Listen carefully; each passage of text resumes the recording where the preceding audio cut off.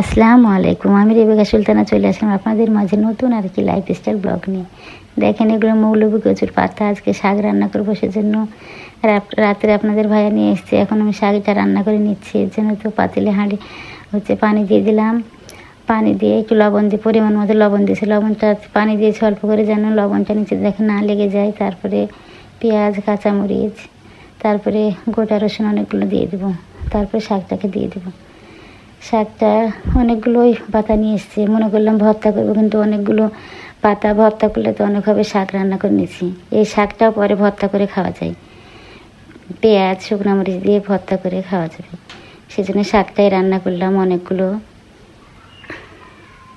দেখেন শাকগুলোকে চাপিয়ে দিয়েছি, অনেকগুলো নাড়াচাড়া যাবে না, সেজন্য ঢেকে দিলাম। তারপরে যখন কমে আসবে তখন নাড়াচাড়া করবো।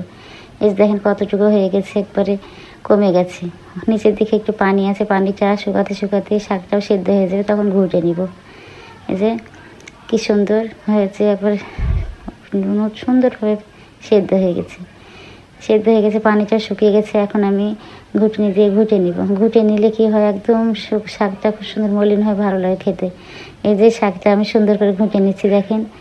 আর কালারটা এত সুন্দর এসছে শাকের, কি সুন্দর কালার এসছে দেখেন। ঘোটা হয়ে গেছে। এবার আমি শাকটা তেলে দিয়ে নিব। পানিটাও শুকিয়ে গেছে।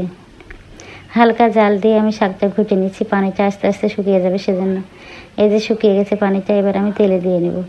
তেলে দেওয়ার জন্য তো এখন আর রসুন দেবো না, আমি পেঁয়াজ দিব আর শুকনো মরিচ 2টা। শুকনো মরিচের মাঝখান থেকে চিড়ে দিয়ে তারপর যখন লাল হয়ে আসবে তখন আমি কাঁচা জিরে আর কালো জিরে দিয়ে দেবো।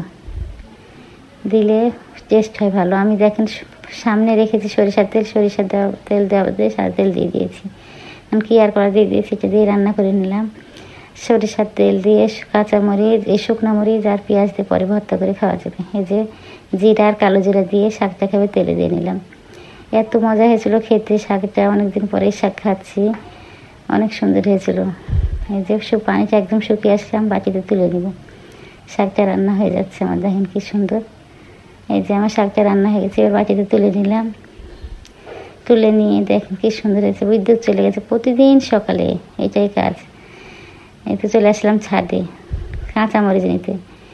টাটকা কাঁচামরিচ দিয়ে শাক দিয়ে খেতে ভালো লাগবে, সেজন্য শাক মরিচগুলো তুলে নিচ্ছি। কয়েকটা লাল হয়ে গেছে মরিচ, দেখেন কয়েকটা কাছে মরিচ লাল হয়েছে। মরিচগুলো আমি তুলে নিব। লাল মরিচগুলো হয় ঝরে পড়ে যায়, নাহলে পাখিতে খেয়ে নেয়।